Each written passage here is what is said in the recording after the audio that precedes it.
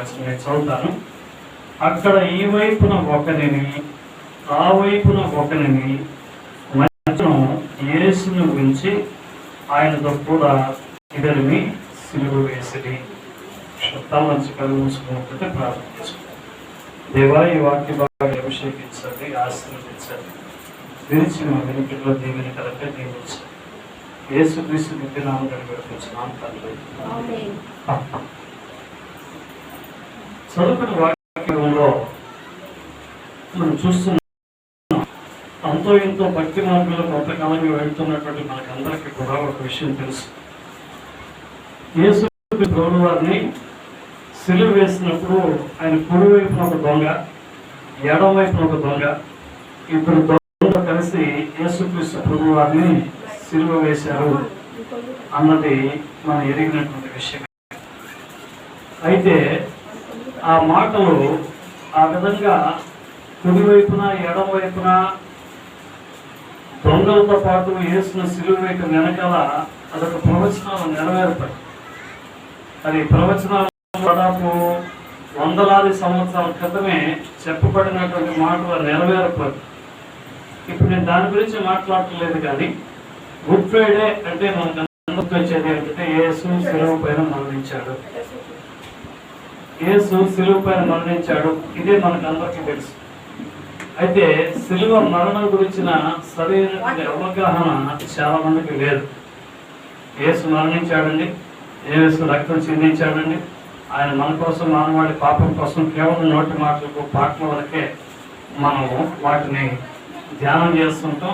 ఈ రోజు తర్వాత మిగిలిన 51 ఆదివారాలు, 51 శుక్రవారాలు మనం గుర్తుండం. మళ్ళా నెక్స్ట్ సీజన్లో గుడ్ ఫ్రైడే. దానికి ముందు ఒక 40 రోజులు చికెన్ మటన్ అంతా మానేసి, కొంతమంది ట్రెడిషనల్గా ఆ శుభకార్యాలన్నీ మానేసి, కొంతమంది చూస్తున్నారు కొంచెం మాల ధరించి ఆ విధంగా ఆ సందర్భంలో కొనసాగుతారు. కానీ మనం గుర్తించవలసినటువంటి విషయం ఏంటంటే యేసుక్రీస్తు ప్రభువు వారు మరణించినటువంటి ఆ సిలువ మరణం సమస్త మానవాళికి గొప్ప విముక్తి, విజయాన్ని, విడుదలని దయచేస్తుంది. అందుకే దీనిని శుభ శుక్రవారం అని చెప్పారు. 52 శుక్రవారాలు ఉన్నా ఈ శుక్రవారానికి ఏ పేరు? శుభ శుక్రవారం, గుడ్ ఫ్రైడే. అన్ని శుక్రవారాలు గుడ్ ఫ్రైడేలు కాదు, కానీ ఒక శుక్రవారం మాత్రం గుడ్ ఫ్రైడే. అయితే ఈ ఏప్రిల్ 15వ తారీఖు వచ్చిన శుక్రవారమే గుడ్ ఫ్రైడే కాదు. చరిత్రలో యేసుక్రీస్తు ప్రభువు వారు ఒక శుక్రవారం మరణించారు. ఈ సంవత్సరం బైబిల్ పండితుల లెక్క ప్రకారం ఈ నెల ఈ 15వ తారీఖు వచ్చింది. వచ్చే సంవత్సరం ఇదే వస్తుందని చెప్పడానికి వీల్లేదు.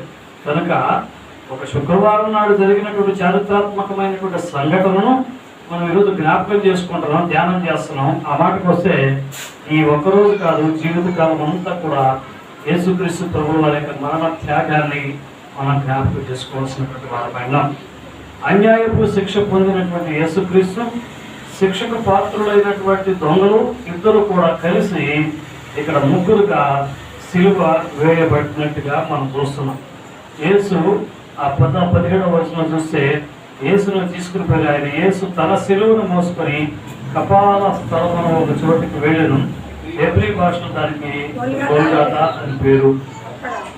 ఈ ప్రాంతానికి నేను వెళ్ళాను. ఈ ప్రాంతంలో తిరిగా బాగా నడిచి ఆ ప్రాంతం అంతా కూడా తిరిగా. యేసు సిలువ వేయబడినటువంటి ఆ కొండ, ఆ ప్రాంతానికి గొల్గొతా అని పేరు పెట్టారు. వాస్తవానికి ఆ పేరు రావడానికి వెనకాల ఏంటంటే అక్కడ కొండ మధ్యలో ఒక గుహ లాంటిది ఉంటుంది. కొండ మధ్యలో ఒక గుహ లాంటిది ఉంటుంది. అంటే స్వతహాగా ఏర్పడినటువంటి ఒక గుహ. ప్రభు చిత్తమైన ఈ సంవత్సరం కానీ వచ్చే సంవత్సరం కానీ మరలా మేము అనేక మంది సంఘస్థులతో కలిసి ఇజ్రాయెల్ వెళ్ళాలనుకుంటాం. మీరు కూడా వస్తే తీసుకురండి. 1,50,000 మంది కాదనుకుంటే చక్కగా. కానీ నేను చెప్తున్నాను, ఎంతో ప్రాముఖ్యమైన అక్కడికి వెళ్ళి వచ్చాక ఆ పరిశుద్ధ దేవుని స్థలానికి కాదు, కానీ అక్కడికి వెళ్ళి రావడం వల్ల మనం చదివినంతా వాస్తవంగా అక్కడ మనం చూసి వచ్చినప్పుడు మరింత విశ్వాసం, మరింత ప్రభు పట్ల భక్తి, ఆసక్తి, ఆయన అనుసరించాలన్న తపన అది ఎంతో గొప్పగా ఉంటుంది. నేను వెళ్ళి 10-15 రోజుల పాటు అక్కడ మేము వెళ్ళిందంటే ఒక సేవకుల గ్రూప్లో వెళ్ళాం కాబట్టి చాలా విషయాలు అధ్యయనం చేస్తూ వెళ్ళాం. మామూలుగా టూరిస్ట్ లాగా ఇది రాజీవ్ గాంధీ పార్కు, ఇది కృష్ణానది కరకట్ట, ఇట్లా కాకుండా కొంచెం లోతు సత్యాన్ని అక్కడ అధ్యయనం చేస్తూ వెళ్ళాం. ఈసారి మేము వెళ్తే కూడా ఆ విధంగానే అంత మంచి ఏ క్లాస్ గైడ్ మనం నియమించుకొని వాళ్ళ ద్వారా వెళ్తాం.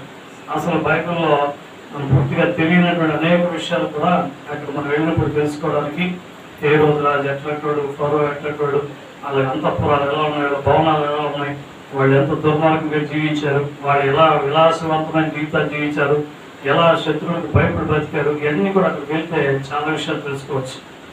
అవన్నీ అంతేకాకుండా ఇజ్రాయెల్ దేశం ఈరోజు ప్రపంచానికి ఆదర్శవంతంగా అగ్రికల్చర్లో దాన్ని మించినటువంటి దేశంలోకి లేదు. అందుకనంగా వాళ్ళు చక్కగా ఆత్మీయ దేవుడు పుట్టిన దేశం కాబట్టి ఆమె భూమి మధ్యలో ఉంది కాబట్టి దేవుడు. అంతేకాకుండా ఎంతమంది ప్రపంచ దేశాలని ఒకటిగా తలెత్తిచ్చినా ఇజ్రాయెల్ని ఎవరు గెలవలేకపోతున్నారు. సరే, ఇప్పుడు ఇజ్రాయెల్ గురించి పక్కన పెట్టి ఈ కోల్కతా అన్నటువంటి ఈ యొక్క కొండకి ఆ పేరు రావడానికి కారణం ఏంటంటే, స్వతహాగానే అక్కడ చూసినట్లయితే ఆ పర్వతం మధ్యలో కొంత గ్యాప్, ఒక గుహలాగా ఏర్పడుతుంది. అది దూరం నుంచి చూసినప్పుడు ఎట్లా ఉంటుందంటే ఒక కపాలం లాగా కనబడుతుంది, మనిషి యొక్క కపాలం లాగా కనబడుతుంది. దానికి అందుకే కపాల స్థలము లేకపోతే గోల్గొతా అని పేరు. అది ఇప్పటికీ కూడా అలాగే కపాలం లాగే ఉంది.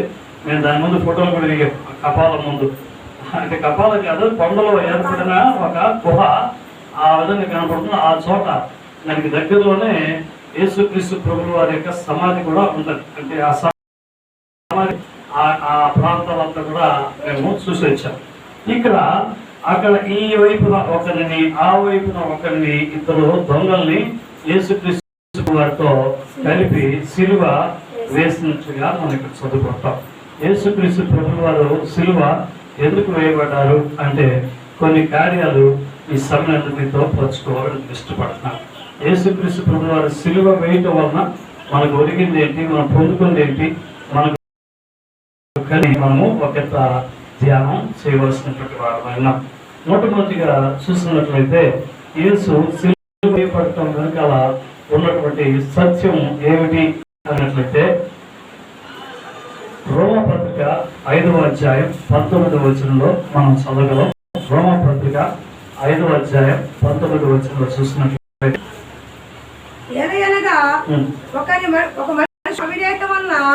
అనేకులు పాపులుగా ఎలాగో చేయబడిరో, ఒక మనుషుని యొక్క అవిధేయత వలన అనేకులు పాపులుగా ఎలా చేయబడిరో, అలాగే ఒకరి విధేయత వలన అనేకులు నీతిమంతులుగా చేయబడుదురు. ఒక మాటలా చెప్పాలంటే, మొట్టమొదటి మానవుడైనటువంటి ఆదాము ఏం చేశాడంటే దేవుడి మాట వినకుండా దేవునికి అవిధేయుడిగా నడుచుకున్నాడు. నన్ను అడిగితే తను విశ్వాసం గొప్పదా, విధేయత గొప్పదా? గొప్పది. విధేయత ఉంటే ఆటోమేటిక్ గా విశ్వాసం వస్తుంది. విధేయత ఉంటే ఆటోమేటిక్ గా విశ్వాసం వస్తుంది. మన జీవితంలో దేవుడి మాటలకు విధేయత చూపిస్తున్నాము.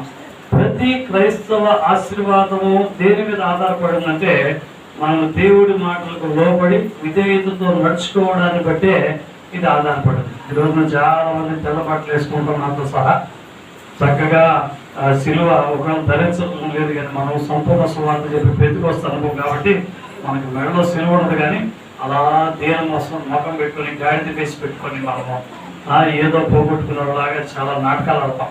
కానీ లోపల మాత్రమా ఎంత కుళ్ళు ఉంటుందో, ఎంత విషం ఉంటుందో, ఎంత దుర్మార్గం ఉంటుందో, ఎంత దుష్టత్వం ఉంటుందో, ఎంత జింపిలుగా ఇక్కడ ఉంటామో బయటంతా ఫస్ట్ గా ఉంటుంది. అంత వేషాలంతా ఎక్కడ కనబడుతుంది అంటే ఈ గుడ్ ఫ్రైడే దీన మనసు. దేవుడు దీన మనసు కలిగి ఉండమంటే, కానీ మనకు దినానికి ఒక మనసు ఉంటుంది. మధ్యాహ్నం ఒక మనసు, రాత్రి ఒక మనసు. అది మళ్ళీ మనసుతో ఇలాగే ఉంటుందని చెప్పడానికి వీల్లేదు. మళ్ళీ ఇంకెన్నికైనా అది మారిపోవడానికి అవకాశం ఉంది.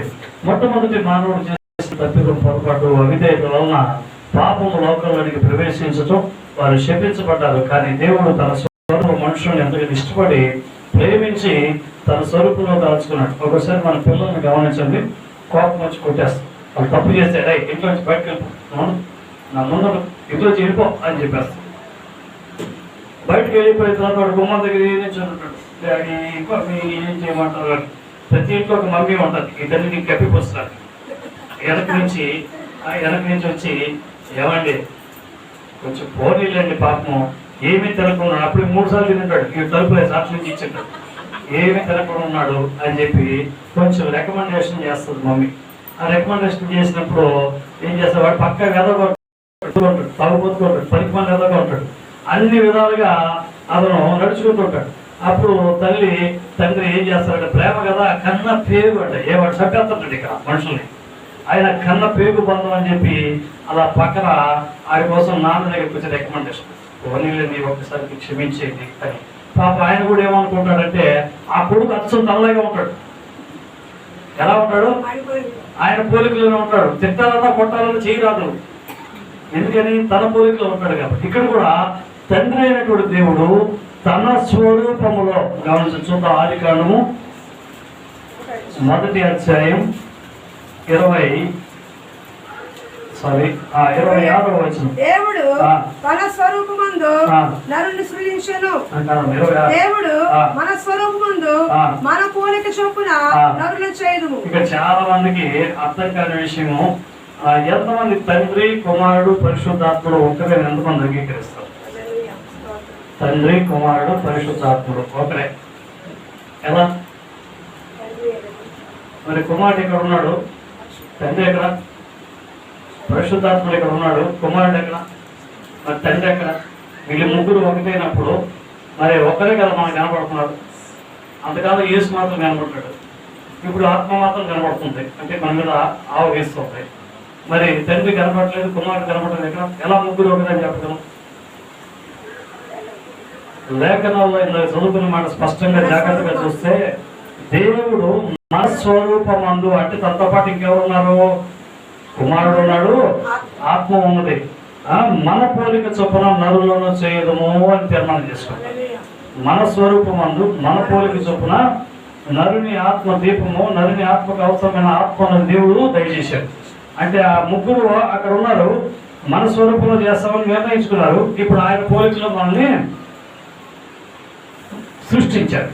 ఇంకా మీకు బాగా త్రియేక దేవుడు తత్వం అంటే మీకు అర్థం కావాలంటే, సూర్యుడిని ఎంతమంది చూస్తున్నారు? సూర్యుడి దగ్గరికి ఎవరైనా వెళ్ళగలరా? వెళ్తే ఏమైపోతారు? మాడింది మసి అయిపోతారు. సూర్యుడు అన్నవాడు తండ్రి అయినటువంటి దేవుడు, ఎవరు అక్కడికి వెళ్ళలేరు, మాడింది మసి అయిపోతారు. కానీ సూర్యుడి నుంచి వెలుగు వచ్చింది, ఆ వెలుగు మనం అందరం చూడగలుగుతున్నాం. మనం నిజానికి సూర్యుని చూస్తాం కదా, కానీ సూర్యుని చూడలా. అందులోంచి వెలుగు కొంత మాత్రం వెలుగునే మనం చూడగలుగుతున్నాం. అక్కడ ఏదో ఒక పెద్ద బింబం లాగా రౌండ్గా కనపడితే అదే సూర్యుడు అనుకుంటాం. అది మండుచున్న అగ్ని గోళం. అక్కడికి వెళ్తే మనం అక్కడికి ఏంటి కొంత దూరం వెళ్తే అసలు ఇంకో వచ్చే నెలలో 43-44 డిగ్రీలు టెంపరేచర్ వస్తే మనం తట్టుకోదు. అలాంటి అక్కడికి వెళ్ళగలమా? వెళ్ళలేదు. అయితే వెలుగును మనం అందరం చూడగలుగుతాం. అదే సూర్యుడు ఎవరు? క్రీస్తు యేసు. యేసు ఈ లోకంలోకి వచ్చినప్పుడు మనకి అందరూ కనపడ్డాడు. ఇప్పుడు సూర్యుడు కనపడుతున్నాడు, వెలుగు కనపడుతుంది. అంటే తండ్రి దేవుడు అక్కడ ఉన్నాడు, వెలుగుగా యేసుక్రీస్తు కనపడ్డాడు. అయితే సూర్యుడి వెలుగులో నుంచి మనకు ఒక ఉష్ణం వేడి వస్తుంది. వేడి కనపడుతుందా? కనపడదు. అయితే ఆ వేడి ఏంటంటే పరిశుద్ధాత్మ. ఇప్పుడు చెప్పండి, సూర్యుడు వేరు, వెలుగు వేరు, పరిశుద్ధాత్మ వేరా? సూర్యుడి నుంచి వచ్చే వెలుగు, వెలుగు నుంచి వేడివి, ఈ మూడు వేరా? కాదు కదా. వేడి ఉంది అంటే అది ఎవరు? ఎక్కడి నుంచి వచ్చింది? వెలుగు ఉంది అంటే ఎక్కడి నుంచి వచ్చింది? ఈ రెండు ఎవరికి చెందిన వాళ్ళు? తండ్రి అయినటువంటి దేవుడు అంటే యెహోవా దేవుడు, కుమారుడైన క్రీస్తు, పరిశుద్ధాత్ముడు. ఇంతకు మించిన ఎగ్జాంపుల్ కోట్లేదు. ఆమె ఈ మూడు ఒకటైతే నేను చెప్పే యేసు కూడా, తండ్రి అయిన దేవుడు కూడా, పరిశుద్ధాత్ముడు కూడా ఒకటే. ఆమె అది గుర్తుపెట్టుకుంది. ముగ్గురు 3 రూపాల్లో 3 పనులు చేస్తున్నారు అంతే తప్ప ఆయన ముగ్గురు వేరు వేరు కాదు. ఇక్కడ తన స్వరూపంలో చేసుకున్నటువంటి మానవుడు తప్పు చేసి పాపం చేసి దేవుడికి దూరం అయిపోయినప్పుడు, దేవుడు ఇలా చెప్పారు కదా, తండ్రి ఎలా మళ్ళా పిల్లల మీద ఇష్టం పడి ఏ విధంగా అయితే క్షమించాలి, మళ్ళీ ఇంట్లో చేసుకొని ఒక వార్నింగ్ ఇచ్చారా, నీకు వార్నింగ్ చెప్తున్నారా, నీకు వీడు ఇలా నడుచుకోవాలి. మీ అమ్మ చెప్పిందని ఒప్పుకుంటున్నా, మీ అక్క చెప్పిందని ఒప్పుకుంటున్నా, మీ చెల్లెలు చెప్పిందని ఒప్పుకుంటున్నా, సరే వాస్తవానికి వాళ్ళెవరో చెప్పారని నేను చేయట్లా, ఈయనకే లోపల ఉంది ఆ ఫీలింగ్. ఎవరో కాదు కదా, నా రూపంలో ఉన్నాడు కదా. తండ్రి అయినటువంటి దేవుడు కూడా మన పాపముల నుండి మన విముక్తిని గావించడానికి ఒకరి అవిధేయత పాపం తీసుకొచ్చింది. తండ్రి అయినటువంటి దేవుని మాటకు యేసు విధేయత సిలువలో మరణించి మనకు గొప్ప అర్థమైందా? ఏంటంటే చూపించారు దేవుని ప్రేమించడం అంటే ఏంటంటే దేవుని మాటకు లోపడటం. ఆమె చెప్పండి, ఇప్పుడు ఎంతమంది దేవుని ప్రేమిస్తున్నారు? అలాగే ఎత్తుపెట్టు చేతులు తెలుసుకోండి. దేవుని ప్రేమించే వాళ్ళందరూ చేతులు పైకి ఎత్తుకోండి. మీరు నిజంగా ప్రేమిస్తున్నారా? నిజంగా మనకు క్వశ్చన్ అడుగుతా, అప్పుడు కూడా ఇదే ఆన్సర్ చెప్పాలి. నిజంగా దేవుని ప్రేమిస్తున్నారా? అమ్మ బయట ఉన్న దేవుని ప్రేమిస్తున్నారా? పాట పాడతారా? I love you Jesus. ప్రేమించడం అధికముగా ఆరాధింతున్ ఆ శక్తితో నిన్ను పూర్ణ బలముతో. నాకంతా 5వ తరగతిలో ఖాళీలు పూరించది నేర్చుకున్నాం. నాకు అవ్వగానే వెంటనే పూరించడం, మన కూడా అలాగే పూరించడం నేర్చుకున్నాం. సరే, అసలు ఇప్పుడు నేను మరలా ఈ ఎత్తబడిన చేతులన్నీ నేను రికార్డ్ చేసుకున్నాను. అసలు దేవుని ప్రేమించడం అంటే ఏంటో చూద్దాం. యోహాను రాసిన పత్రిక 5వ అధ్యాయం 2-3 వచనాలు చూద్దాం. యోహాను రాసినటువంటి మొదటి పత్రిక 5వ అధ్యాయం 2-3 వచనాలు. 2వ వచనం 3వ వచనం. మనము దేవుని ప్రేమించు ఆయన ఆజ్ఞలను నెరవేర్చు వారి వైద్యమా దేవుని పిల్లలు ప్రేమించుతున్నామని దానివల్ల ఎరుగురు. మనం ఆయన ఆజ్ఞలను గైకొనుటయే దేవుని ప్రేమించుట. అంటే ఇప్పుడు నాకు చేతులు ఎత్తిన వాళ్ళందరూ మళ్ళీ ఎత్తుపెట్టుకోండి. ఆయన మాట ఏదన్నా ఒకటి తప్పి ఐ లవ్ యూ జీసస్ అంటే అబద్ధం. ఆయన మాటలన్నీ పాటించినప్పుడే, ఆయన మాటలన్నీ ఆయన ఏం చెప్తే మనం ఇప్పుడు మీ యొక్క సేవకురాలు ఉన్నారు ఇక్కడ, మా సరితమ్మ ఉంది. సరితమ్మ చెప్పినవన్నీ మనం పాటిస్తున్నామా? వాళ్ళు అలాగే చెప్తారా, మనం ఇలాగే చేసుకోవాలరా? ఏంటి మాస్టర్ గారు అలాగే చెప్తాడు. మొదటి ఆదివారం వస్తే అలాగే చెప్తాడు. గుడ్ ఫ్రైడేకి వచ్చినా కూడా అలాగే చెప్తాడు. వాళ్ళే మనమే ఏమి వాళ్ళే మనమే. వాళ్ళు వేరే కులం రా, వాళ్ళు బోధ కులం. వాళ్ళు మాదే కులమా? బోధ కులం మాది, మీది విశ్వాస కులం. వాళ్ళు చెప్తారా ఇలా ఎక్కించుకోవాలి, అలా వదిలేయాలి. ఎక్కించుకోవాలి ఎందుకున్నాయి? దేవుడు ఏం చెప్తాడంటే దేవుని ప్రేమించేవారంటే ఆయన మాటలన్నీ పాటిస్తారు. నేను ధైర్యంగా చెప్పగలను, 25 సంవత్సరాలుగా మా పాస్టర్ గారు నాకు చెప్పిన ఒక్క మాట కూడా తప్పకుండా నేను పాటిస్తున్నాను. ఆయన నువ్వు చెయ్యరా, ఇలా ఉండరా, ఇలా నడుచుకోరా, ఇది అని చెప్పింది నేను ఒక్కటి కూడా తప్పిపోను. దేవుడు నన్ను ఆశీర్వదించిన వెనుక దాగుడు సత్యం. అది పిల్లల చదువులు కావచ్చు, పిల్లల ఉద్యోగాలు కావచ్చు, మందిర నిర్మాణం కావచ్చు, మందిర స్థలం కావచ్చు, ఏదైనా ఆయన అడుగుతాడు. చేయమంటారా? చేయమంటే అసలు లేదు, వద్దంటే వదిలేదు. ఆయన పెద్దగా చదువుకోలేదు, కానీ నాకు తండ్రి లేదు.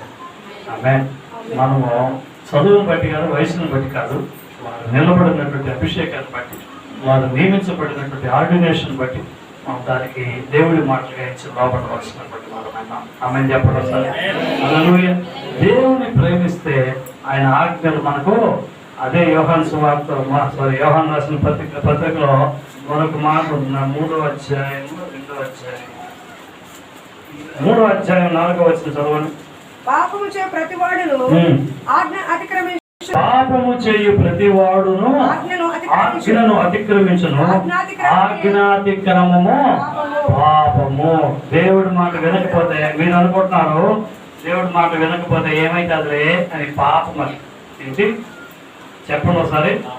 దేవుడు చెప్పిన మాట, దేవుడు చెప్పిన ఆజ్ఞను పాటించకపోతే మేమేం పాపం చేయట్లేదు పాస్టర్, దొంగతనం చేయట్లేదు, వ్యభిచారం చేయట్లేదు, నరహత్యాస్త్రం చేయట్లేదు, అయినా కూడా మాకు ఎందుకంటే పాపం వస్తుంది. అయినా యేసుక్రీస్తు చెప్పారుగా, మా పాపానంతా మోసారు కదా, లోక పాపం మోసుకుని వీళ్ళు దేవుని గొర్రె పిల్ల అన్నారు కదండి. మరి ఎప్పుడు ఆయన మోసుకెళ్ళిపోయారు, మళ్ళీ మాకు ఎందుకంటే ఇప్పుడు పాపాలతో ఉంటాయి అనుకుంటాడేమో. ఆయన చెప్పిన మాట పాటించకపోతే ఆజ్ఞాతిక్రమము పాపమే.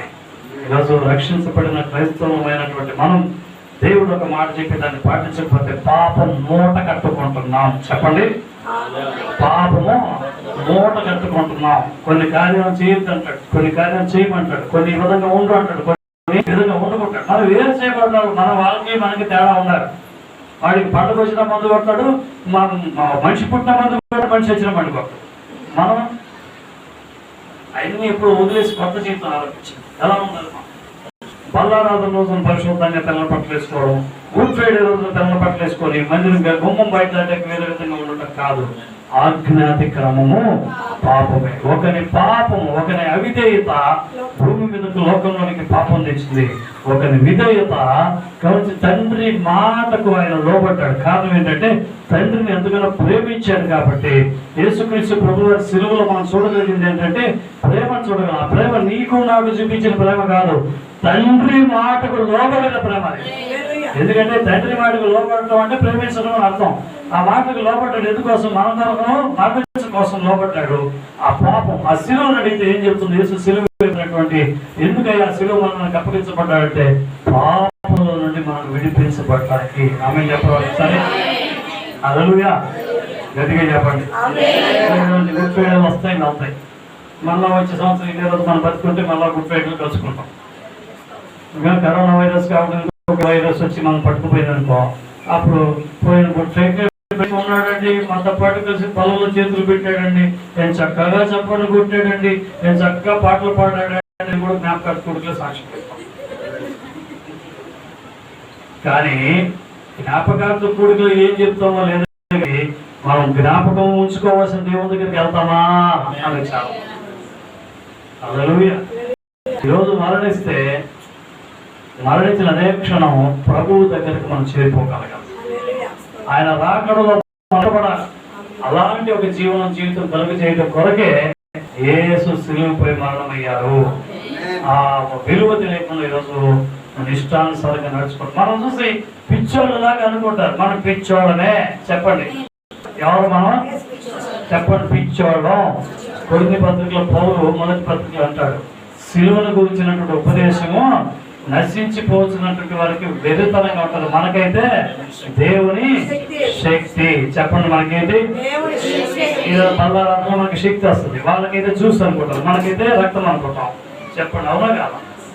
వాళ్ళకి బ్రెడ్, మనకు యేసు శరీరం. వాళ్ళకి జ్యూస్, మనకు యేసు రక్తం. వాళ్ళకి తింటే కాసేపు టేస్టీగా ఉంటుంది, మనకు తింటే బలం వస్తుంది, ఆరోగ్యం వస్తుంది, స్వస్థత వస్తుంది. ఆమె అర్థమైందా? ఇది సత్యం, ఇది ఆమె అన్నాం. కానీ ఆ ప్రత్యేకించబడిన జీవితం మనకుందా? యేసు ఒకసారి సిలువైపోయాడు. ఈరోజు రోజుకు ఒకసారి మనం సిలువేస్తున్నాం. రోజుకు ఒకసారి సిలువేస్తున్నాం. ప్రతిసారి ఆయన వద్దన పని చేస్తాం, ఆయనకి సిలువేస్తాం. ఆయన అన్నాడు ఒక రోజున, యేసుక్రీస్తు ప్రభువు వారు ఆ గొల్గొతా దారిలో వెళ్తుంటే ఆయన ఎన్ని చోట్ల ఆగాడు, ఎక్కడెక్కడ కొట్టారు, ఇవన్నీ కూడా అక్కడ చిహ్నాలుగా నిర్మించున్నారు అనమాట. ఆ దారిలో వెళ్తుంటే నాకు యేసుని చివరిగా కొండలతో కొడతారు చూశారు. ఆ కొట్టినటువంటి స్థలం దగ్గరికి వెళ్ళా. అక్కడ ఆయన కట్టేసి కొట్టారు. మీరు passion of the Christ English మూవీలో ఇవంతా కూడా ఆ హాలు, ఆ ప్లేస్ అంతా కూడా చిత్రీకరించారు. అదే స్థలం. అక్కడికి వెళ్ళినప్పుడు అందరూ ఆలోచిస్తున్నారు. అక్కడ కొద్దిసేపు మేము వాక్యాన్ని ధ్యానం చేసాం. అక్కడ చిన్న యేసు సంచరించిన చోట్ల చిన్న చిన్న మందిరాలు లాంటివి కట్టారు, ఒక హాల్ లాంటి మెమోరియల్గా. అక్కడ చిన్న చిన్న ఆరాధన క్రమాల్లో వెళ్ళినటువంటి వారు మన ప్రార్థన గడపడానికి కూడా అవకాశం ఉంటుంది. అక్కడ చూసినట్లయితే ఏం జరిగింది అని అడిగితే, అక్కడికి వెళ్ళినప్పుడు చెప్తున్నారు, మాతో పాటు గైడ్ ఉంటారు అక్కడ అన్ని వివరించడానికి. ఎందుకంటే కంపల్సరీగా గైడ్ ఉన్నారు మనకి. ఎందుకంటే అక్కడ హెబ్రీ భాష వాడతారు, మాట్లాడే వాళ్ళంతా కూడా హెబ్రీ భాషలో మాట్లాడతారు. యూతులంతా కూడా హీబ్రూ మాట్లాడతారు. ఇంగ్లీష్ గట్రా వాళ్ళు పెద్దగా వినియోగించలే, కొద్దిపాటి వారు మాత్రమే ఇంగ్లీష్ వాడతారు. ఏదో బిజినెస్ సర్కిల్స్ లో మనకు అక్కడ తర్జుమా చేసి అన్ని చెప్పడానికి ఒక ఇంగ్లీష్ తెలిసిన చెప్తారు. వాళ్ళు ఇంగ్లీష్లో అయితే రాబోటాడు, తెలుగులో తర్జుమా చేసి వివరిస్తారు. అక్కడికి వెళ్ళినప్పుడు ఆ ప్రాంతాన్ని చూసినప్పుడు ఇక్కడే కొట్టారు అన్నప్పుడు నాకు సాక్షాత్కరించిన నా కళ్ళ కనబడింది ఏంటంటే, అప్పుడు యేసు దెబ్బలు తిన్నాడు. అయితే ఇప్పుడైతే అంటున్నాడు, వీళ్ళు రోజు అప్పుడు పంచగాయాలు మాత్రం నాకు కలిగినాయి, ఇప్పుడు రోజుకు ఒక గాయం చేస్తున్నారు ఆ విశ్వాసులు అన్నాడు. వాళ్ళందరూ చేసే నేరానికి నేను ఒకసారి శిక్ష అనుభవించాను. ఆ భుజం మీద మోసుకుపోవడానికి 5 గాయాలు మాత్రం నీకు కనబడుతున్నాయి. భుజం మీద నేను మోసుకెళ్తున్న సిలువలో 6వ గాయం ఉంది. మీకు ఎవరి పట్ల?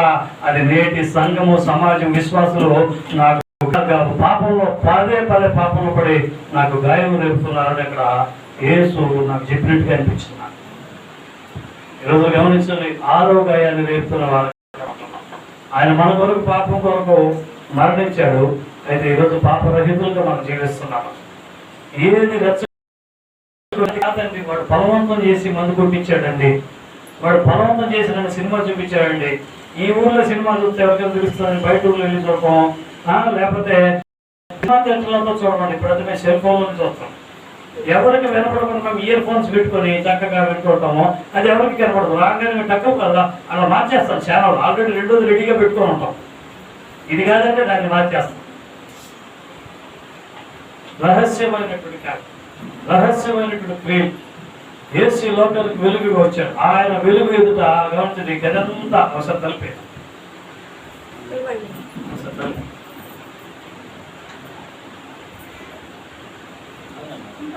ఈ లైట్లు వెంటనే వెళ్తాయా? ఆ కిటికీ కూడా వచ్చి దగ్గరికి. ఈ లైట్స్ వచ్చి ఎక్కడ ఉన్నాయి?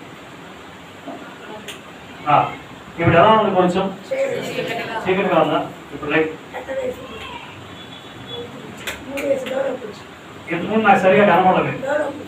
ఇంతకుముందు సరిగా కనబడదు, ఇప్పుడు బాగా కనబడుతున్నారు. మీ కళ్ళజోడు కనబడుతుంది, మీ తల మీద మీ మాస్కులు కనబడుతుంది, ఆ అమ్మాయి జుట్టు ఇలా బయటకు వచ్చి సరిగ్గా కనబడుతుంది. అన్నీ కనబడుతున్నాయి. కారణం ఏంటి అంటే మనం కొంచెం వరకే డార్క్నెస్. ఒక టోటల్గా క్లోజ్ చేస్తే పూర్తిగా చీకట్లో ఏం కనపడదు. కానీ యేసు ఈ లోకానికి వెలుగుగా వచ్చాడు. ఆయనకు మరుగైనది ఏం లేదు. నువ్వు ఎక్కడికి వెళ్ళినా ఆయన సర్వాంతర్యం, ఆయన అన్ని చోట్ల ఉంటాడు. నువ్వు అనుకుంటున్నావేమో ఎబ్రిపట్నం బార్కి వెళ్తే తెలియదు అనుకుంటాడు, లేకపోతే కొండపల్లి సినిమా థియేటర్కి వెళ్తే తెలియదు అనుకుంటాడు. ఆయన ఎక్కడైనా ఉంటాడు. ఎందుకు వెళ్ళడం లేదని సందేహం అవుతుంది. ఎన్నెందుకు వెతికినా అంతందు కాదు, నీతో పాటే ఉండను. ఆమె నిన్ను వెంబడించుకుంటున్నాను. ఆయన వెలుగయ్యున్నాడు. ఆమె ఆ వెలుగు ఎదుట మనం ఈరోజు ఏం చేస్తున్నామంటే ఆయన చూడటం లేదు కదా అని మరలా యేసు సిలువ వేయబడ్డానికి గల కారణం ఏంటంటే మానవునిలో ప్రవేశించిన అవిధేయత వలన సంక్రమించినటువంటి పాపం. ఆ ఒక్క పాపం అనేక రీతులుగా విస్తరించితే దానిని మరలా తీసివేయడానికి ఆయన విధేయుడై తండ్రి మాటకు లోబడి సిలువ మరణం ద్వారా మనకు విముక్తి కలిగజేశాడు. పేతురు రాసిన మొదటి పత్రిక 2వ అధ్యాయం 24వ వచనం చదువుకుందాం. పేతురు రాసినటువంటి మొదటి పత్రిక 2వ అధ్యాయం 24వ వచనం చదువుకుందాం. పాపము విషయంలో చనిపోయి నీతి విషయంలో జీవించినట్లు ఆయన తానే తన శరీరమందు మన పాపములను మోసుకొనెను. ఆయన పొందిన గాయముల చేత మనము స్వస్థత పొందుకున్నాం. ఆమెన్ చెప్పండి. రెండవదిగా చూసినట్లయితే యేసు క్రీస్తు ప్రభువారు సిలువ వేయబడటం వల్ల మనకు కలిగినటువంటి రెండవ కార్యం ఏంటంటే స్వస్థత పొందుకున్నాం.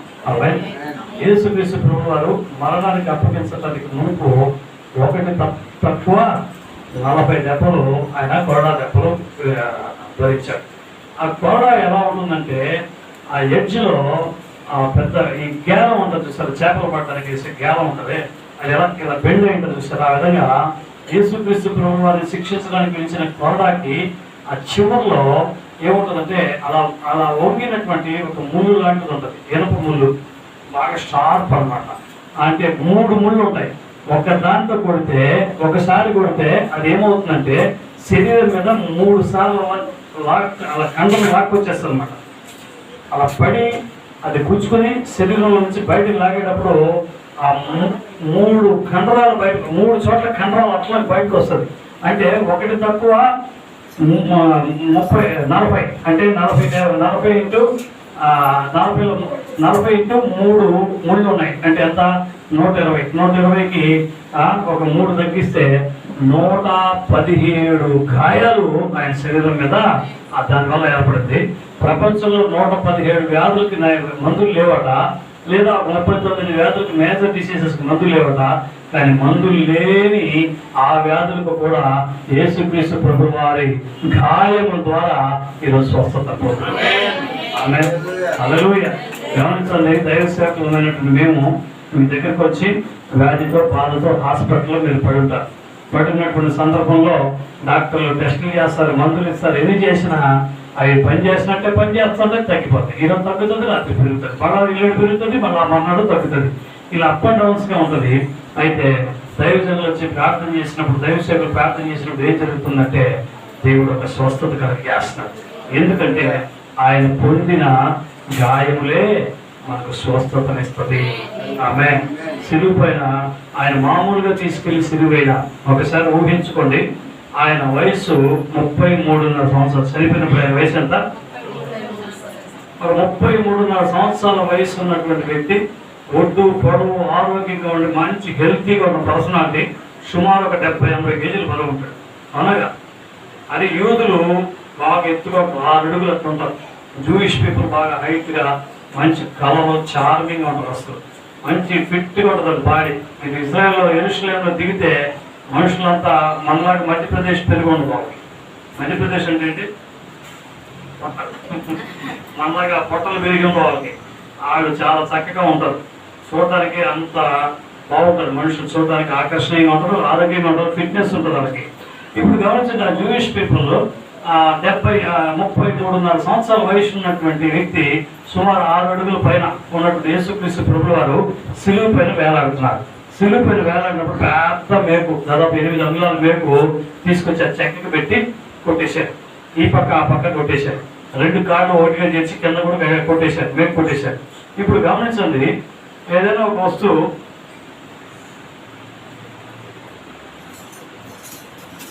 ఇప్పుడు ఇది ఒక వస్తువు అనుకుంటాం, దీన్ని ఒక మేకుకు తగిలించాం. ఇది మేకుకు తగిలించినప్పుడు ఇది మేకులో తగిలించిన దానికన్నా ఇది బాగా బలం తక్కువగా ఉన్నదానికి ఏమవుతుంది? ఇది బరువు ఎక్కువగా ఉంటే చిరిగిపోతుంది. ఎందుకని అంటే కింద ఉన్న బరువు ఆకర్షిస్తుంది. భూమి ఆకర్షణ శక్తి అంటారు. అంటే అంటే స్పేస్లోకి వెళ్తే గాలి వేలాడుతూ ఉంటాం. కానీ కిందకు ఉన్నప్పుడు మన ఈ భూమి మీద వేలాడుతున్నప్పుడు ఎలా ఉంటుందంటే భూమి కిందకు లాగుతూ ఉంటుంది. అప్పుడు బరువుకి చినిగిపోతుంటుంది. చినిగినప్పుడు ఎలా తిరుగుతుంది? అలా చినిగి అంటే స్టైల్గా తిరుగుతుందా? క్యాలెండర్ బయటకు వచ్చినట్టు వస్తుందా? అడ్డంగా చినిగిపోతుంది. ఇప్పుడు యేసుక్రీస్తు ప్రభువు వారు సుమారు 70-80 కేజీలు బరువు ఉన్నటువంటి ఆయన మేకులు కొట్టేస్తే ఆయన బరువు భూమి ఆకర్షిస్తూ ఉంటే ఇప్పుడు ఆ గాయాలు గమనించి అలా చిరిగితే, చిన్న గాయం అయితేనే మనం తట్టుకోలేమే. ఇప్పుడు ఆ గాయము చీల్చుకొని చినిగిపోతూ ఉంటే ఊహించడానికి భయంకరంగా ఉంటుంది.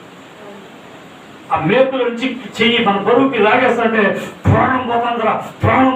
ఒక చిన్న మేకు గుచ్చుకుంటేనో లేకపోతే ముళ్ళు గుచ్చుకుంటే తీసేటప్పుడు అలా అలా కొంచెం కదిలితేనే మనం తట్టుకోలేము. అలాంటిది ఎంత బరువు ఉన్న మనిషి, 70-80 కేజీల బరువు ఉన్న మనిషి భూమి మీద ఆ భూమి ఆకర్షణ శక్తికి ఆకర్షించబడుతూ కొండ మీద వేలాడుతుంటే, సిలువు పైన వేలాడుతూ ఉంటే అది చినిగిపోతున్నటువంటి అనుభవం ఎంత నొప్పి భరించుంటాడు. ఆ నొప్పి ఎందుకు భరించాడు? ఆ గాయంలోంచి శ్రమించినటువంటి రక్తం ఎందుకు అంటే నీకు నాకు స్వస్థత కలుగజేయడానికి ఆయన గాయములు పడ్డాడు. ఆమేన్. ఆయన గాయం మన సింపుల్గా మా కోసమే మీకోసమే. నేను నాకు అక్కడెక్కడ వస్తుంటే ఈ సిలువ మరణం ఏదో పాపమే గెత్సెమనే తోటలు. మనకి ఇప్పుడు గమనించండి, వారం ముందు సిలువ పాట ఏముందా అని వెతికాడు. ఆ పాటలు పాడాడు. రేపటి నుంచి సైలెంట్ గా ఉండడం, ఎల్లుండి నుంచి మళ్ళా పునరుద్ధానుడ నీవే అంటాం. ఆ తర్వాత నుంచి మామూలే. తిరుపతిలో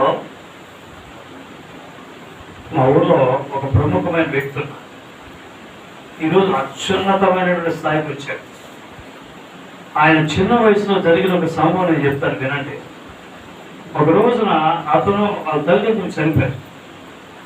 వాళ్ళిద్దరు అన్నదమ్ములు మాత్రం అనాథలుగా ఈ లోకంలో మిగిలిపోయారు. భార్య భర్త అంటే అమ్మ నాన్న ఇద్దరు యాక్సిడెంట్లో చనిపోయారు. వీళ్ళిద్దరు మాత్రం మిగిలిపోయారు. వీళ్ళిద్దరు మిగిలిపోతే తమ్ముడు అన్నయ్య ఒకరోజు రోడ్డు మీద వెళ్తున్నారు. ఎదురు చూడనటువంటి రీతిలో ఒక వాహనం వేగంగా వస్తుంది. బ్రేక్ ఫెయిల్ అయిపోయింది. ఆ బ్రేక్ ఫెయిల్ తిరుపతి కాళహస్తి వెళ్ళి ఒక చిన్న వ్యాన్ బ్రేక్ ఫెయిల్ అయిపోయింది. ఆ బ్రేక్ ఫెయిల్ అయినప్పుడు ఆ చిన్నడు రోడ్డు మధ్యలో నడుస్తున్నాడు. వాడి మీదకి వచ్చేస్తుంది బండి. వెంటనే ఈ పెద్దోడు పరిగెత్తుకుంటూ వెళ్ళి చూశాడు. ఏం చెప్పాలో అర్థం కాలేదు. చెప్పిన వాడికి వినపడి బయటకు వచ్చే పరిస్థితి లేదు. వాస్తవంగా జరిగిన ఒక సంభవం చేస్తున్నా. ఇప్పుడు పరిగెత్తుకుంటూ వెళ్ళి ఏం చేశాడంటే ఆ తమ్ముడిని లాగి పక్కన కాలు వైపు తోసేసాడు. అయితే ఆ వ్యాను వాడిని గుద్దేసింది. అన్నయ్య స్పాట్లో చెప్పాడు. ఆ సంభవం జరిగినప్పుడు చిన్నోడికి దాదాపు 10-12 ఏళ్ళు వయసు ఉంటుంది. అన్నయ్యకి ఒక 15-16 ఏళ్ళు వయసు ఉంటుంది. జాగ్రత్తగా వినండి. ఇప్పుడు ఆ కుర్రాడికి ఆల్రెడీ అమ్మా నాన్న చనిపోయారు, అనాథ. ఇప్పుడు ఉన్నటువంటి ఈ అన్నయ్య తన కోసం ప్రాణం పెట్టి చనిపోయాడు. ఆ జీవితంలో శూన్యం. అయితే ఆ దేవుడిని నమ్మాల, దేవుడి మీద కట్టుకోవాలా. దేవుడి మీద కాకుండా వాళ్ళ అన్న మీద ప్రేమను పెంచుకున్నాడు. వాళ్ళ అన్నయ్యని దేవుడిగా ఆరాధించాడు. వాళ్ళ ఇంట్లో వాళ్ళ అన్నయ్యకి ఒక పెద్ద విగ్రహం చేసి పెట్టాడు ఈరోజు. అయితే ఆ అన్నయ్య తన ప్రాణాన్ని కాపాడాడు అని ఆ అన్నయ్యకు సాక్షిగా ఉండటానికి ఏం చేశాడు అని అడిగినట్లయితే అన్న మీద ప్రేమతో రాత్రి మగలు కష్టపడ్డాడు, గొప్పవాడయ్యాడు. ఈరోజు ఆ కంపెనీలు, ఫ్యాక్టరీలు ఎన్నో పెట్టాడు, వాహనాలు, వస్తువులు ఎన్నో కంపెనీలు ఉన్నాయి. అయితే అన్నింటిలో కూడా వాళ్ళ అన్నయ్య బొమ్మే ఉంటుంది, అన్నయ్య ఫోటోనే ఉంటుంది, అన్నయ్య విగ్రహమే ఉంటుంది. ఎందుకయ్యా అని అడిగితే ఆ అన్న ప్రాణం పెట్టకపోతే ఈ తమ్ముడు ఈరోజు లేడు. ఈరోజు నేను కలిగి ఉన్న అన్నిటికీ కారణము మా అన్న చనిపోవటమే. ఆ లోకంలో ఒక అన్నకి అంత శ్రద్ధగా, అంత భక్తిగా ఈరోజు నిజం గుళ్ళకి వెళ్ళడు, గోపురాలకు వెళ్ళడు, ఏ దేవుడిని నమ్మడు. మా అన్న ఆ రోజు ప్రాణం ఇవ్వకపోతే నేను బతికిలేదు. నాకు సంభవించవలసిన మరణాన్ని ఆయన స్వీకరించాడు. మనకు ఒక పెద్ద ఉన్నాడు, ఆయన పేరు యేసు. మనకు సంక్రమించవలసినటువంటి మరణం, మనకు సంక్రమించవలసిన శిక్ష ఆయన స్వీకరించి మనల్ని విముక్తులు చేశాడు. ఆయన పొందిన గాయములే, ఆయన అనుభవించిన బాధలే, ఆయన ఇచ్చినటువంటి ప్రాణమే ఈరోజు మనల్ని స్వస్థత చేకూర్చి ఈ విధంగా గొప్ప విడుదల దయచేసి ఆమె చెప్పండి ఒకసారి. హల్లెలూయా. అటువైపు ఒక దొంగ, ఇటువైపు ఒక దొంగ, వాళ్ళ మధ్యలో యేసు సిలువ వేయబడ్డాడు. మొదటిగా ఎందుకు అని అడిగినట్లయితే మనల్ని పాపము నుండి విడిపించడానికి. అక్కడ ఉన్నటువంటి అటువైపు ఉన్న దొంగ అడిగాడు, నన్ను కూడా జ్ఞాపకం చేసుకో అంటే, నువ్వు నాతో పాటు పరదేశంలో ఉంటావు అన్నాడు. అతను అడిగి విశ్వాసంతో అడగటాన్ని బట్టి అతను రక్షించబడ్డాడు, పరదేశంలోకి చేరుకున్నాడు. అయితే ఇటువైపు దొంగ ఎగతాళి చేశాడు, అక్కడే చచ్చాడు, నరకానికి వెళ్ళాడు. ఈ రోజు మనకు అటువైపు ఒక మనిషి, ఇటువైపు ఒక మనిషి ఉంటాడు. ఒకరైతే దేవుని మాటలు అంగీకరిస్తున్నారు, మరొకరైతే దేవుని మాటలు స్వీకరించట్లేదు. సిలువ నువ్వు ఏం చెప్తావు అంటే ఆ సిలువ చెప్తుంది, పాపము కొరకు ఆయన సిలువను క్షమించడం కొరకు అని చెప్తాడు. రెండోదిగా మనం చూసాం, ఆయన సిలువ వేయబడటం వల్ల ఆయన గాయాల పాలయ్యాడు. ఆ గాయములు మనకు స్వస్థత చేకూర్చింది. అందుకే వ్యాధి, మందు లేని వ్యాధులకు కూడా క్రీస్తు రక్తం ద్వారా స్వస్థత. దైవసేవకు ప్రార్థన చేస్తున్నప్పుడు విడుదల, క్షేమం, ఆరోగ్యం దేవుడు అందిస్తున్నాడు. ఆ మధ్య ఎప్పుడో రాము వాళ్ళ మనవులుగా మనవాళ్ళకి తనుజాకి బాగలేకపోతే ప్రార్థన చేశారు. దైవ సేవకులు వెళ్ళి ప్రార్థన చేశారు. మరి సరితమ్మ ప్రార్థన చేసింది, సంఘం అంతా ప్రార్థన చేసింది. స్వస్థత ఇచ్చేది ఎవరు? దేవుడు. ఆమె హల్లెలూయా. మనందరి జీవితాల్లో కూడా అలాంటి ఒక దైవిక స్వస్థత యేసుక్రీస్తు ప్రభువు వారి సిలువ మరణం వల్ల మనం పొందుకోగలుగుతున్నాం. ఆమేన్. మూడోదిగా మరొక కార్యం చెప్పి నేను ముగిస్తా. గలతీయులకు రాసిన పత్రిక 3వ అధ్యాయం 13-14 వచనాలు చదువుతాం. గలతీయులకు రాసిన పత్రిక 3వ అధ్యాయం 13-14 వచనాలు. హల్లెలూయా. చదవండి. గలతీయులకు రాసిన పత్రిక 3వ అధ్యాయం 13-14 వచనాలు. ఆత్మను గురించిన వాగ్దానము 3:13-14 గలతీయులకేనా? చెప్పండి. ఆత్మను గురించిన వాగ్దానము, ఆత్మను గురించిన వాగ్దానం విశ్వాసం వల్ల మనకు లభించినట్లు అబ్రహాము పొందిన ఆశీర్వచనం క్రీస్తు యేసు ద్వారా అన్ని జనులకు కలుగుటకై క్రీస్తు మన కోసము శాపమై మనలను ధర్మశాస్త్రం యొక్క శాపము నుండి విమోచించిన ఇందుని గురించి మ్రాను మీద వేలాడిన ప్రతి వాడును శాపగ్రస్తులని రాయబడి ఉంది. మూడోదిగా చూసినట్లయితే ఒక మ్రాను మీద వేలాడినటువంటి వ్యక్తి, మ్రాను మీద ఒకడు వేలాడితే సిలువలో ఒకటిగా మరణిస్తే వాడు శపించబడినటువంటి వాటిగా పరిగణిస్తారు. సిలువ మరణానికి ఎవరిని అప్పగిస్తారు అని అడిగినట్లయితే శపించబడి వాడు దారుణమైనటువంటి నేరం చేసినటువంటి వాడిని, అంటే సిలువ మీద ఒకడు వేలాడటమే శాపముతో పోల్చబడింది. యేసుక్రీస్తు ప్రభువు వారు సిలువపై మన కొరకు వేలాడి మరణించారు. ఎందుకోసం అంటే మన శాపమును ఆయన మోశారు.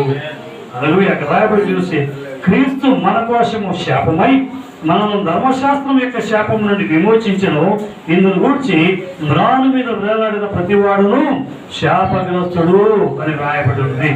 తరతరాలుగా కొన్ని శాపాలు మనం వెంబడిస్తున్నాయి. విగ్రహారాధన శాపం, పితరులు చేసినటువంటి తల్లిదండ్రులు చేసినటువంటి పాపము తనకు శాపం, ఇలా అనేక విధములైనటువంటి శాపాలు మనం వెంబడిస్తున్నాయి. ఆ శాపములంతా మనల్ని ఎలా మనం విడిచి వైద్యులకి వాటి నుండి మనం ఎలా విడిపించబడుతున్నామంటే క్రీస్తు యేసు శిలువ మరణం ద్వారా ఆ శాపాలన్నీ కొట్టివేసి మనకు గొప్ప విముక్తినిచ్చారు. హల్లెలూయా. మనం చెప్తాం కదా, నా తలరాత అండి, తలరాతను మార్చింది ఎవరంటే క్రీస్తు మరణము. ఆమె తలరాత మార్చింది ఎవరు? విధిని మార్చింది ఎవరు? విధిని మార్చింది ఎవరు? క్రీస్తు శిలువపై మరణించి శిలువ మరణం మీద శాపగ్రస్తుడిగా మరణించి మన శాపమును ఆయన భరించి శాపగ్రస్తుడై మనకు శాప విమోచన కలుగు చేశాడు. ఆమె చెప్పండి. హల్లెలూయా. మ్రాను మీద వేలాడిన ప్రతివాడు కూడా శాపగ్రస్తుడు. మరి ఆ శాపము నుండి మనం ఎలా విడిపించబడ్డాం అని అడిగినట్లయితే ఆ మ్రాను మీద వేలాడి ఆయన మరణించాడు కాబట్టి శిలువ మరణం మనకు గొప్ప శాపాన్ని తీసివేస్తుంది. అందుకే రక్షించబడి బాప్తిజం తీసుకున్నటువంటి మనకు తరతరాలుగా వచ్చిన శాపాలన్నీ కూడా అక్కడితో కట్ అయిపోతుంది. ఆమె అక్కడితో కట్ అయిపోతుంది.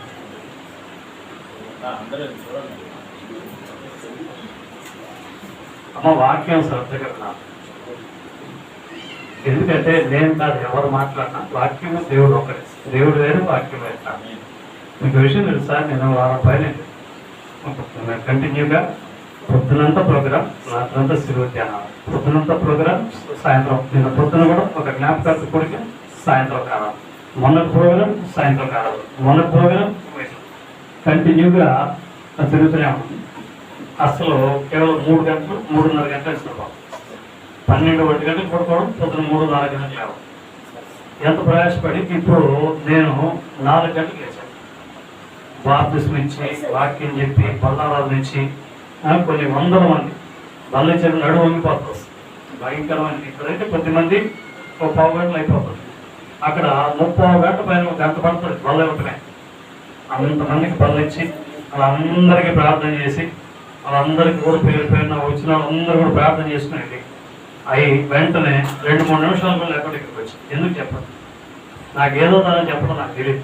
ఇది మన సంఘం, ఇది మన బిడ్డలకి, ఇది మన దేవుడి దగ్గర ఆశ్రయించడం. ఎవరి ద్వారా ఆశ్రయించడం? మనం వాటికి ఎంత విలువిస్తే అంత విలువగా దేవుడు మనం ఇస్తారు. మనం ఎట్లా కళాశాలకు వెళ్తే మనం ఎట్లా మీకు తెలియదు కాబట్టి నేర్పిస్తాం. మిమ్మల్ని ఎవరు తప్పట్టున్నాం. ఇప్పుడు నేను తెలియగలుగుతాను, ఇక్కడ ఒక కార్పొరేటర్, మన ఏరియా కార్పొరేటర్, మన కార్పొరేటర్ వచ్చి మాట్లాడుతున్నాం, లేదని జగన్మోహన్ రెడ్డి వచ్చి మాట్లాడుతున్నాం. ఎట్లా పెట్టాం?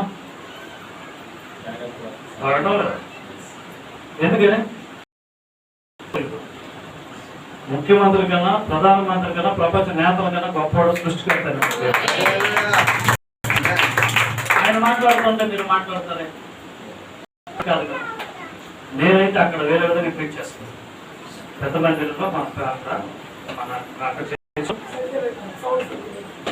వేరే విధంగా ట్రీట్ చేస్తాను. ఇలా కాదు, 1-2 సార్లు చెప్తాను, 3-4 సార్లు చెప్తాను. అదే నీకు ఆసక్తి అయితే బయట పోరాడు, నీకు వింటం ఇష్టం లేకపోతే బయటకు వెళ్ళాలి.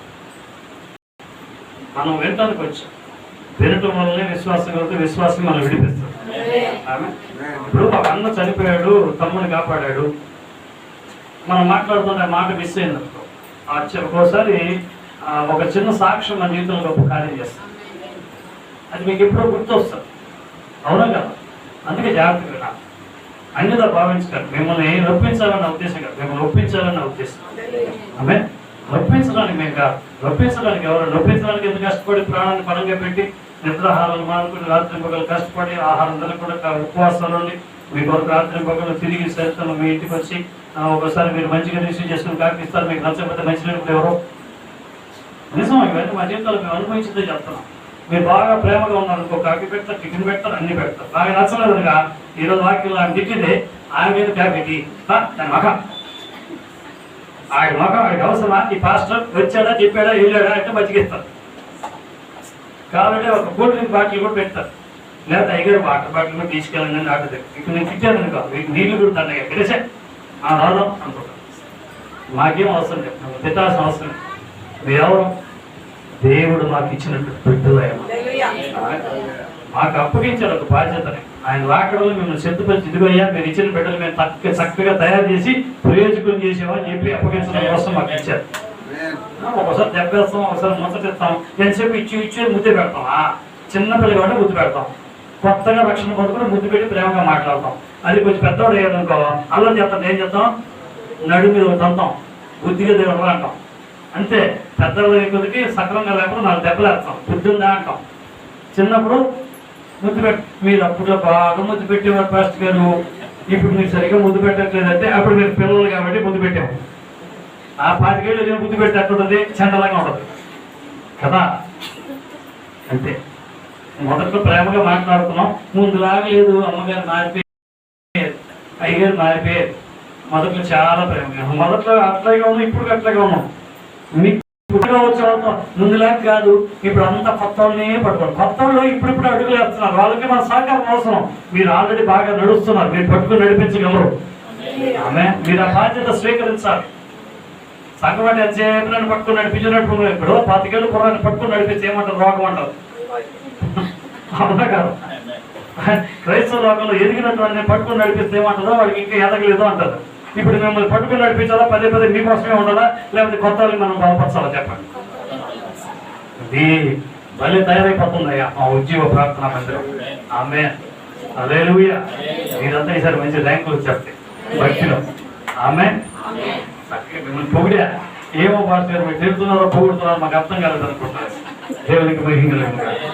శాపగ్రస్తుడు సిలువ మానవ మీద వేలాడిన ప్రతివాడు శాపగ్రస్తుడు. అయితే ధర్మశాస్త్రం మూలంగా సంక్రమించవలసినటువంటి శిక్షా విధి మనకు శాపముగా పరిగణించబడకుండా మన జీవితాల్లో ఆ శాపము పనిచేయకుండా తరతరాలుగా వెంబడిస్తున్నటువంటి శాపం అంతటి కూడా యేసుక్రీస్తు ప్రభువారు శిలువ మరణం ద్వారా వాటన్నిటి కూడా కొట్టివేశారు. మొదటిగా మనకేంటి? ఆయన పాపములో నుండి విడిపిస్తాడు. రెండోదిగా ఆయన శిలువ మరణం ద్వారా మనకు స్వస్థత చేకూర్చాడు. మూడోదిగా ఆయన శిలువ మరణం ద్వారా మనకి ఏమొచ్చింది? శాప విమోచన. ఆమె గమనించండి, కొంతమంది కుటుంబాలు అన్నీ ఉంటాయి వాళ్ళకి, కానీ తినే యోగ్యత ఉండదు, అర్హత ఉండదు. కారణం ఏంటంటే తరతరాలుగా వాళ్ళకి వెంబడిస్తున్న శాపం. మాకు కుటుంబం, బంధువుల కుటుంబం ఉండేది. వాళ్ళ ఇంట్లో వాళ్ళ తాత ఆత్మహత్య చేసుకున్నాడు, తర్వాత వాళ్ళ నాన్న ఆత్మహత్య చేసుకున్నాడు, ఆ తర్వాత వాళ్ళ భర్త ఆత్మహత్య చేసుకున్నాడు, ఆ తర్వాత వాళ్ళ కొడుకు ఆత్మహత్య చేసుకున్నాడు, ఆ తర్వాత వాళ్ళ కూతురు ఆత్మహత్య చేసుకున్నాడు. ఇవన్నీ కూడా ఎంతకాలంలో జరిగిందంటే కేవలం 5 ఏళ్ళ కాలంలో జరిగింది. ఇప్పుడు ఆ ఇంట్లో ఇక 2 మిగిలి ఉన్నారు. ఇక నెక్స్ట్ ఎక్కడికి రావాలంటే తరతరాలకు వెంబడిస్తున్నట్టు ఆ శాపం ఎక్కడికి 3 మిగిలి ఉన్నారు. ఇక ఎక్కడికి రావాలి? అక్కడికి వచ్చి నెక్స్ట్ ఇంకొకరు ఆత్మహత్య ప్రయత్నానికి ఏదో ప్రాబ్లం అయితే మట్టి గాజులు ఉంటాయి చూసారా, దాన్ని నూరి గ్లాసులో వేసుకొని నీళ్ళలో కలుపుకొని తాగేయడానికి సిద్ధపడిపోతుంది. మేము పక్క గదిలో మేము ఉన్నాము. నాకు పాస్టర్ గారికి ఏదో దేవుడు ప్రేరేపించాడు. వెళ్ళి తలుపు తెరిస్తే ఆ గాజు పెంకులు నూరి అది తాగేయడానికి సిద్ధం చేసుకుంది. గట్టిగా మందలించి మందిరాన్ని తీసుకెళ్లి ప్రార్థన చేశాం. ఆ తర్వాత ఆ అమ్మాయి, వాళ్ళ అక్క, వాళ్ళ అమ్మ ఏం చేశారంటే యేసుక్రీస్తు ప్రభువుని స్వీకరించారు. అప్పటిదాకా మరణిస్తూ వచ్చిన ఆత్మహత్య ప్రయత్నాలు అక్కడ తాగిపోయినాయి.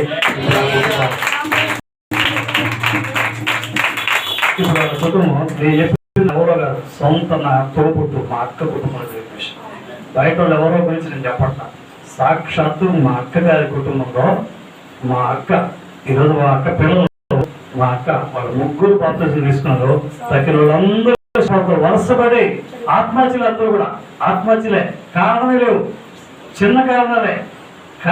కారణం లేకపోవడం కాదు, తరతరాలుగా పితరుల నుంచి వచ్చిన శాపం ఆ విధంగా వాళ్ళని బలి తీసుకుంటూ వచ్చింది. అయితే వాడు రక్షణ పొందిన ముగ్గురు అక్కడ తాగిపోయి. ఇప్పుడు వాళ్ళ పిల్లలు, వాళ్ళ కుటుంబాలు ఎంత వృద్ధి చెంది ఎంత గొప్పగా ఆస్తులు తెచ్చబడ్డారో, గొప్పగా ఇల్లు వాకిళ్ళు. చెన్నైలో ఒక పెద్ద బిల్డింగ్, గుంటూరులో ఒక పెద్ద బిల్డింగ్, ఆస్తులు. నెలకు మా చిన్న మేనకోడలకి అయితే ₹1,00,000 సంపాదన నెలకు.